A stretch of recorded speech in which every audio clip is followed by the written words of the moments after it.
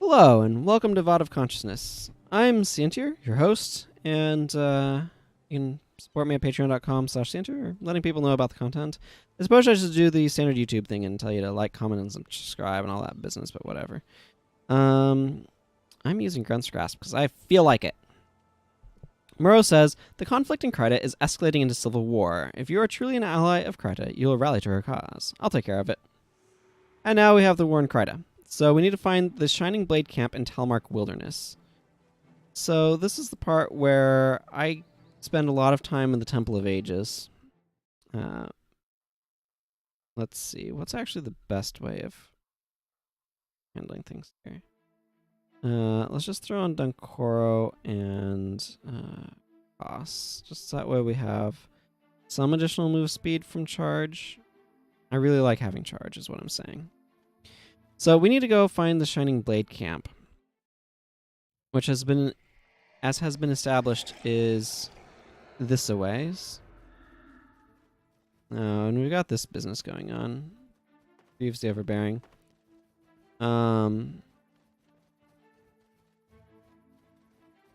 So that guy's obviously making what, Judge Dredd reference. Anyway, we're going to spend a lot of time making our way back to this particular outpost. It's just kind of how this is set up. It's a nice remote location that is a pain in the butt to get to. So, yeah, go figure.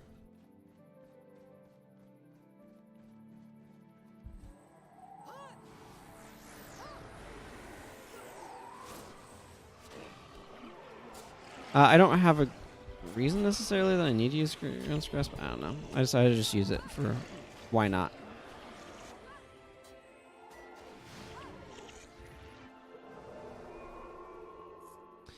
I'm ignoring that dialogue. I might do something about it later if there's some sort of quest there, but for now, I'm gonna fight Spindalos. Apparently. I just want to make my way to the Talmark Wilderness. This is kind of like Crypt Shot in a way. Yeah. But you'll notice that this transfers conditions, which is really strong with the Asuran scan, because that means I can get blind off of me. Flash enchantments can be used instantly, as you might notice as well. I don't know how effectively I'm going to be able to use the condition transfer effect of it, but anyway. Because enemies will be, or my allies will be so good at removing enchantments is kind of the thought. So this space is all the way down friggin' there.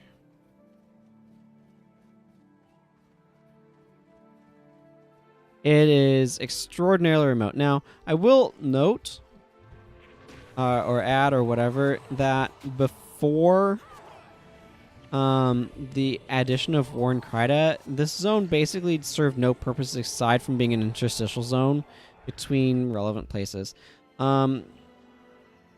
Specifically, if you look at Talmark Wilderness, here's Sanctum K.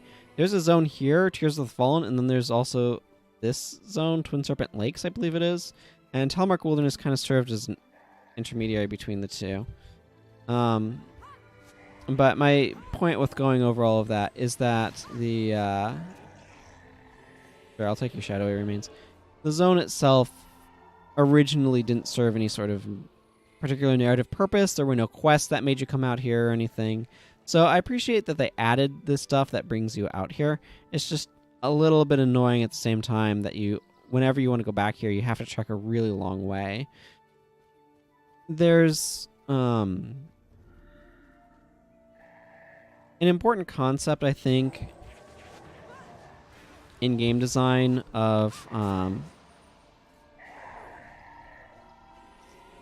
making it reasonable to kind of get places. So if you look at a game like Dark Souls, particularly the first one, before the Lord Vessel in particular, where you don't have fast travel, they've intentionally designed the world map to make it relatively feasible to get around. The maps in that game are actually fairly small, which is important because it means that getting place to place doesn't take very long. Oh, we've just been assaulted by a pile of minotaurs. But something... Oh, okay. Sure, you can block. But something else that's kind of... Ooh, a pink die. I've gotten a lot of dies today. I got some in an earlier recording, so... But like I was saying, when you look at Dark Souls, it has... is there a bridge down here? Part of what doesn't help is I don't have much of this map uncovered, so I don't really know best way through. I think I need to go up and down that way. There might be another path down there, but I'm not sure. But anyway, so Dark Souls 1, especially in the beginning, it has a lot of looping back in on itself, so that means there's lots of paths to get places that you're trying to go. And then on top of it, there are... I'm going to wait here a moment to let Master of Whispers catch up. But on top of it, the map zones are fairly small, which also minimizes how much time you need to spend getting around, because smaller zones just don't take as long to get around in. And it also contributes to some other elements of the game, like trying to feel kind of claustrophobic and stuff like that, but...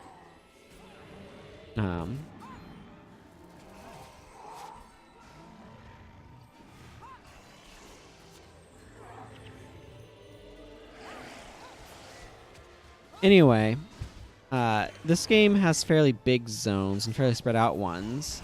Now, it's aided by the ease of fast travel in this game overall. You can just double-click on an outpost once you get to it and teleport there.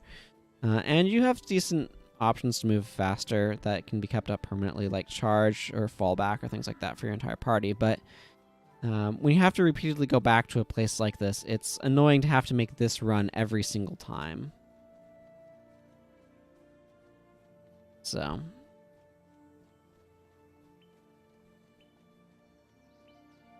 But this is where the Shining Blade Outpost is. It's a remote area, and I appreciate that aspect of it. Just unfortunate that it's so remote that it's a pain in the butt to get to, too.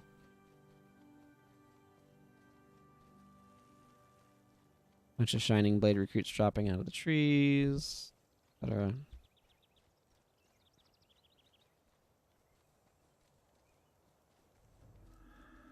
So here we're going to encounter a bunch of different members of the Shining Blade. Now, I believe I already have... Alari's Double Blades, I think, might actually come from this stuff already.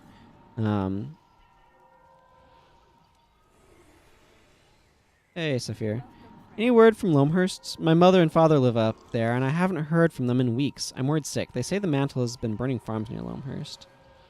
Your Highness. So this is Princess Salma. We encountered her earlier. But it says, Your Highness, I have just received reports of additional bandit attacks. Where have they struck? Is there anything we can do to assist the settlements that were attacked? Beetleton was hit last night, and the Ascalon settlement in the early morning. We must send soldiers to protect these villages. We cannot sit idly by while the White Mantle's peacekeepers run rampant through Kryta.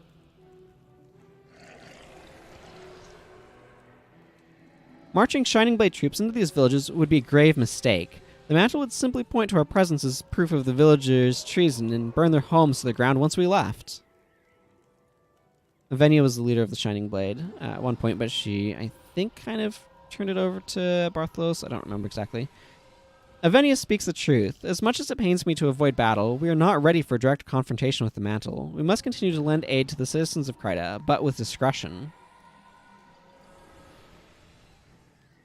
I do not like watching as my countrymen suffer at the hands of these vermin, but I will do as you advise. So Bartholos is kind of their military leader. Have patience, Bartholos. The time will come when we can step from the shadows to face the Mantle directly.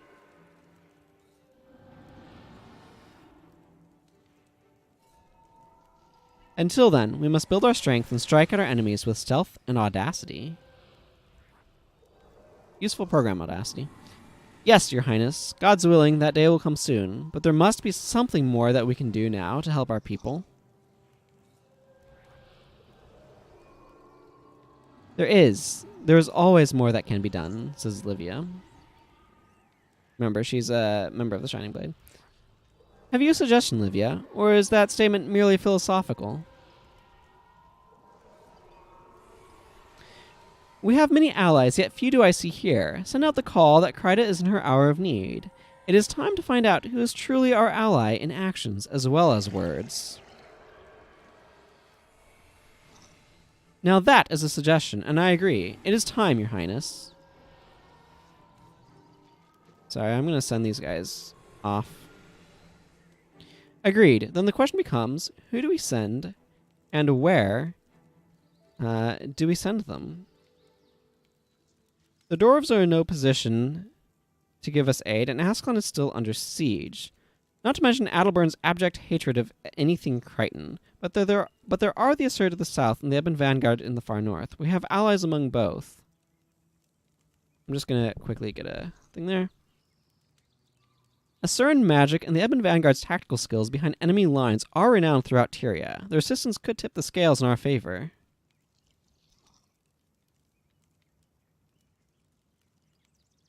Livia, you have much experience with the Asura. If I remember correctly, you will make for Ratasum with haste.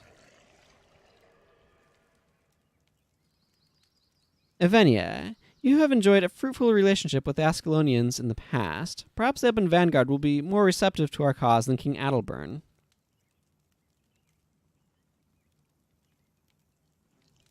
The Asura Gate beneath Lion's Arch leads right to the Eye of the North. A boat from the Fisherman's Haven should allow me to travel there without attracting the attention of the mantle.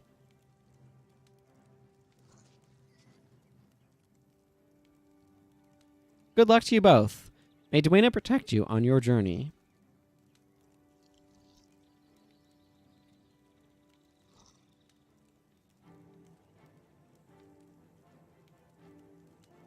Okay, so this gives us some quests.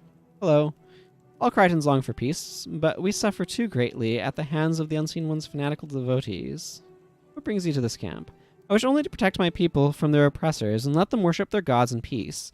I may be the royal heir, but I am still only one woman. I cannot defeat the Unseen Ones and their mantle puppets without help from the citizens of Kryta, and from brave people like you. So I actually, do I have... I do. Let's go ahead and switch to my own Shining Blade uniform, shall we? Bartholo says, well met, friends. Here you see what is left of the Shining Blade. But new recruits are coming in all the time to bolster our numbers. We expect the Lion Guard to join the fight as well when the princess travels to Lion's Arch. Aren't you concerned about having so many important people in one place? We have spies embedded deep within the White Mantles, so we know what they know, and they do not know about this camp. I aim to keep it that way. Hey, Arid. The Lion Guard will prove themselves true Krytans and support Queen Salma. You'll see. There are many in Lion's Arch who will side with us when the time comes. Gareth says, many were lost in the jungle, but here we rally in support of Kryta and its rightful ruler. So when he says that, he's referring to events that happened at the Henge of Denravi, when the mantle came in upon it. Let's see. Here's Deep Root. It is good to see all of our brethren in one place again, though it saddens me greatly to see how many have been lost. I fear a repeat of what happened in the Henge of Denravi, regardless of the quality of the intelligence Bartholos has been receiving from our spies. Chancellor Valor says, the White Mantle underestimates the power of a well-organized, highly motivated opposition. They put all their faith in false gods, whereas we make our own destiny. Soon, Princess Salma will travel to Lion's Arch and take the throne, and all Kryta will rally around her. I'm not sure, how advanced this character might be in any of this. I'm pretty sure I hadn't done much, but possible that things were more advanced than I realized. Snakebite says, all this talk about plans and maneuvers. I just want to get out into the field already. Hello, Elder Rabney. Long have the people of Dakudu village been loyal to the Krytan royal family. Gladly do we give shelter to the Shining Blade during this difficult time, for the good of Kryta.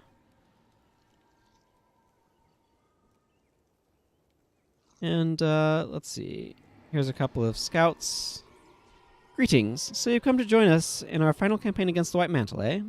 My scouts said that you are on your way. Once again, you come to us in our time of need. We're honored to have allies such as you.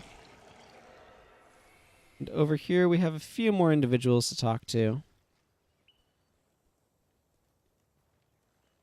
Specifically, we have Sorim. It says, "Are you eyeballing me, maggot? Oh, sorry. I thought you were one of my new recruits. These young Krytans are brave, but valor isn't enough. They need discipline and skill. That's where I come in." Shadow says, "The key to a successful insurgency is to weaken your enemy and reduce their ability to resist before you deliver the killing blow. Just like a spider in her prey. Isn't that right, Carlotta? That's what we'll be teaching these new recruits." And here you see Scout Melthorin. "I'm grateful to have made it out of the Maguma jungle alive. So many of our friends died in the Henge of Dinravi. I will forever curse Marcus's name for his treachery, but as you can see, we have not been defeated." Marcus was a traitor. He was part of the council of the Shining Blade, but he was working for the White Mantle and betrayed them, and that's how they lost the Henge of Dinravi. And back here is a Lari Double Blade, whose daggers I possess. It's not smart gathering together like this. We're like a flock of moa hens sitting on our eggs, making so much noise we can't hear the wolf approaching. Obviously, Bartholos and Avenia aren't concerned. Why are you? It is my job to be concerned. I may trust Bartholos and Avenia, but that won't stop me from being concerned. Alrighty.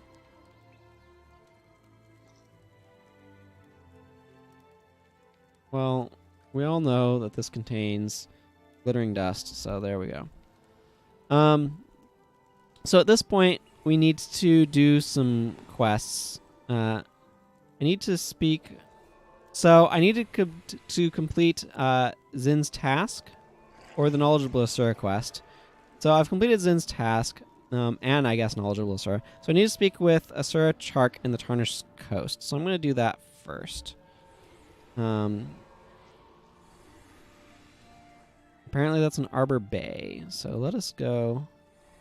Yes, my party is too large to travel, whatever. Yeah, I like what Acolyte Jin is doing.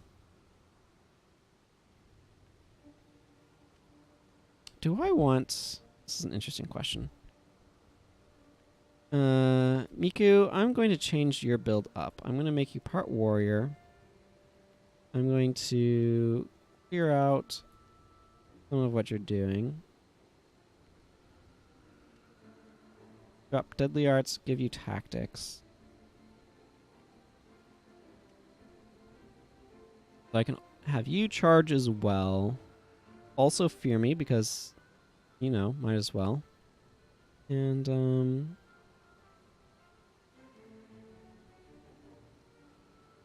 let's see. Is there... Yeah, Soldier's Strike. No, why not?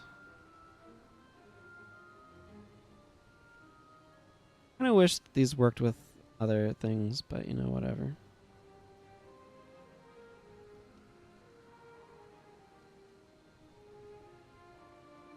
I don't know. That feels kind of reasonable to me to do.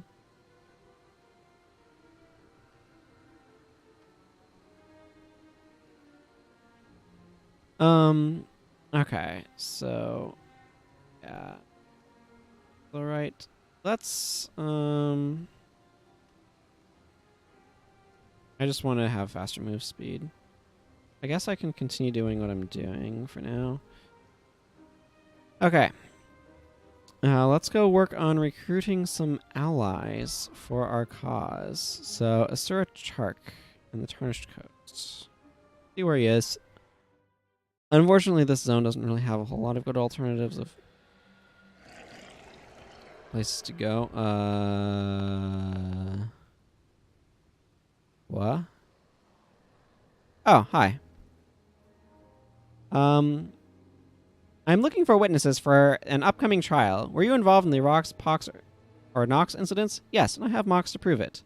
In that case, by the authority of the Arcane Council, I officially request your presence at the trial of Zinn. And when I say request, I mean command. It is the Arcane Council, after all. Are you prepared to attend the trial right now? Let's go. Okay, well, time for Zinn to go on trial.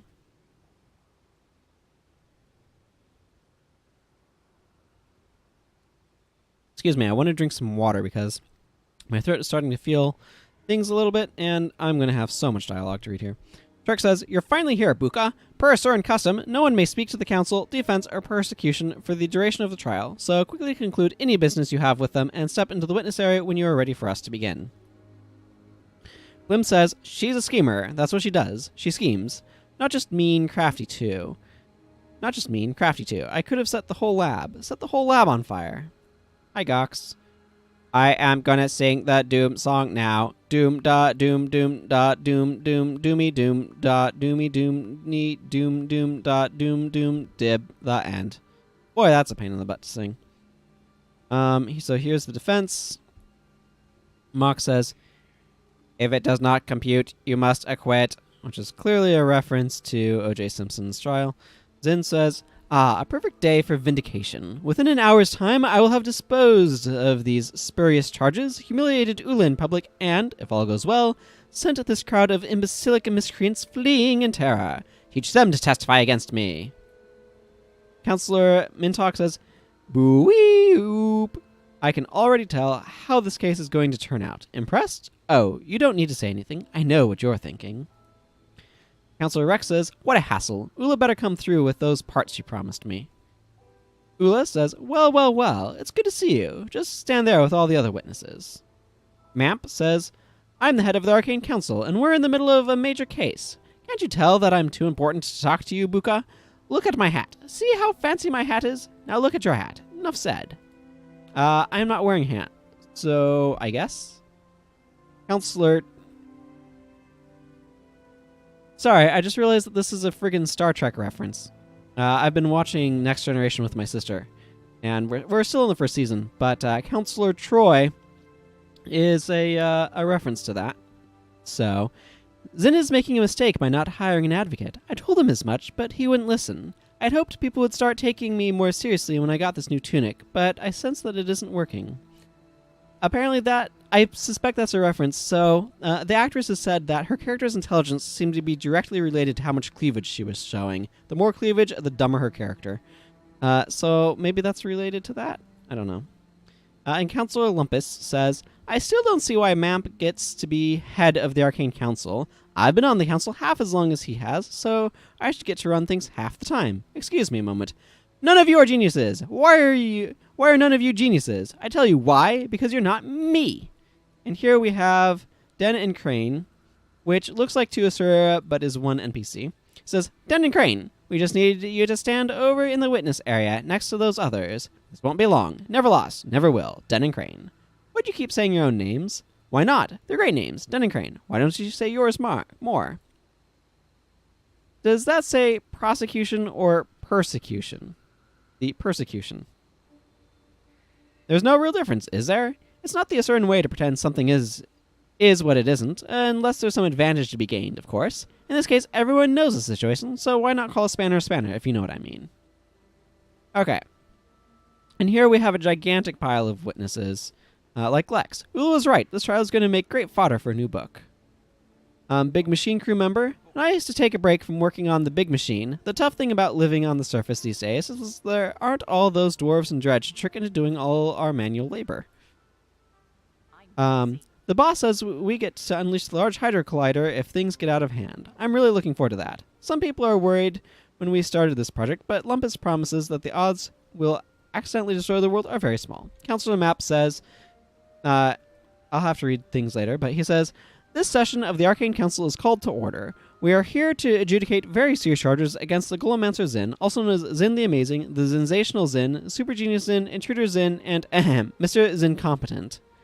Obviously, Intruder Zim is a reference to Invader Zim.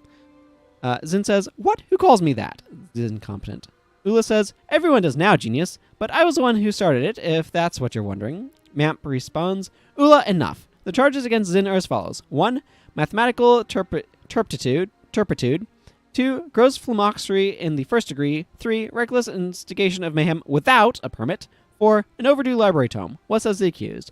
Not guilty on all counts except perhaps the tome. In my defense, by burning copies of Ula's Guide to Golemancy,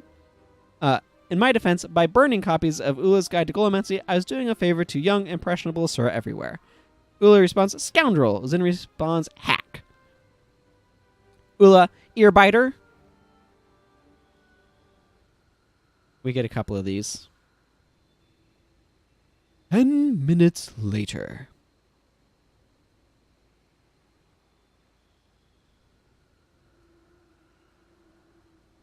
Dimwit, says Zinn.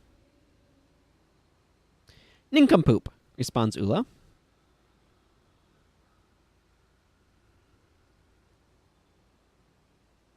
"20 minutes later. Half an hour of throwing insults at each other. As is the Asuran way. Ignoramus, shouts Zinn.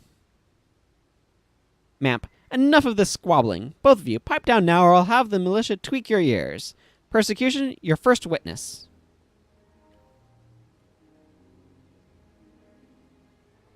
Den and Crane for the persecution. Let the record reflect that there are 32 witnesses here ready to testify. With that, the persecution rests. Objection, shouts Zinn. They can't not call the witnesses. Den and Crane. No need. Everyone knows you're guilty. Den and Crane. I don't know what that's a reference to, but it's definitely a reference to something. Zinn. Objection. Phoenix Wright. Mamp. Overruled. In all fairness, Zinn, you are guilty, and I've got research of my own to get back to. Any witnesses for the defense before we convict you? Zinn. Just myself. That's all I need. Den and Crane. Egomaniac, this is why he thinks it's okay to cause mass chaos and destruction without filing the proper paperwork in advance. Tell us, Zinn, why do you think you're so much better than the rest of us? Zinn, I didn't say that. Den and Crane, but you think it. Ula's a renowned golemancer, but you say her work is rubbish, or maybe you're just jealous of her. Now, why don't you answer the question? Den and Crane. Zinn, you want answers? Den and Crane, we think we're entitled. Are you ready for a reference? Zinn, you want answers? We want the truth, shout Den and Crane. Zinn, you imbeciles are deficient in the cognitive faculties required to fully comprehend the truth. Or you're intentionally trying to infuriate me with your idiocy so that I lose my cool and lose the trial. But it won't work because I am innocent.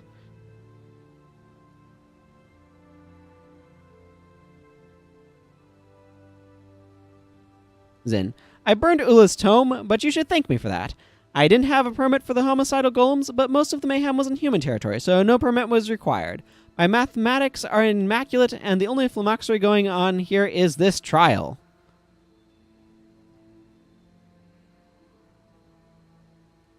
Egomaniac. Ego and maniac. They're right there in the word. The persecution rests. Den and Crane. Say Den and Crane.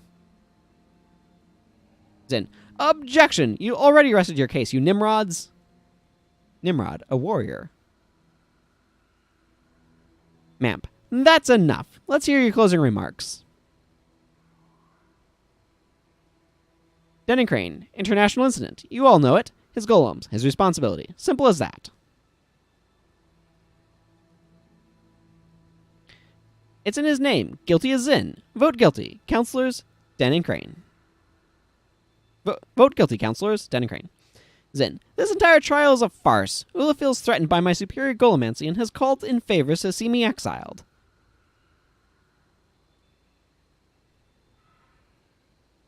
Zinn. The time for wild accusations is during oral arguments, not closing statements. You're out of order. I'm out of order. You're out of order. This whole trial is out of order.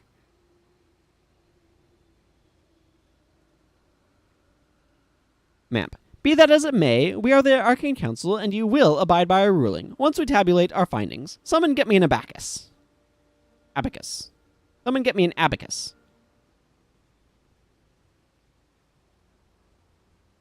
.2708 seconds later. I feel like that's some multiple of pi. Like a 5/6 pi or something. Mamp. It is the unanimous finding of the Arcane Council that Zinn is guilty as charged on all counts. Zinn, you are hereby sentenced to banishment from Ratasum and its subject lands for 10 years. Premature repatriation will be punishable by death.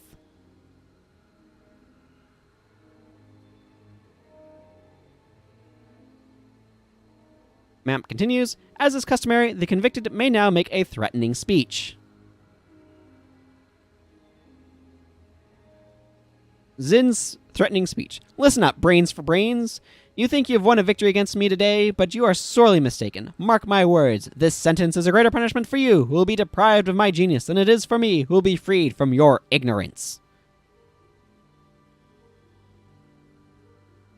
In conclusion, let me paraphrase my great-uncle Fenwick. Fools, I'll show you all.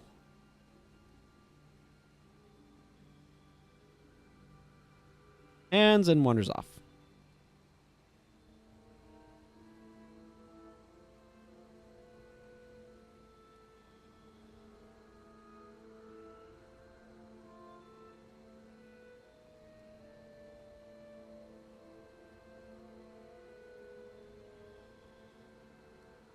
It appears I should have heeded Blim's warnings about Ula, but with all the mumbling, it's hard to make out what he's saying. He may be smarter than he sounds after all. End of line, says Mox. I think he just has his standard dialogue. Okay, let's finish talking to people. So we were talking to the weapon crew person. In retrospect, it may be for the best that we didn't try to use the large Hydra Collider. It takes a few days to warm up, and Asuran arguments rarely last that long without something or someone exploding anyway. An amusing way to pass an afternoon, but I'd take a good explosion over this any day. At least an explosion is unpredictable. Vic says, with Zinn exiled, that's one for your competitor to worry about. Is it over? That was quick.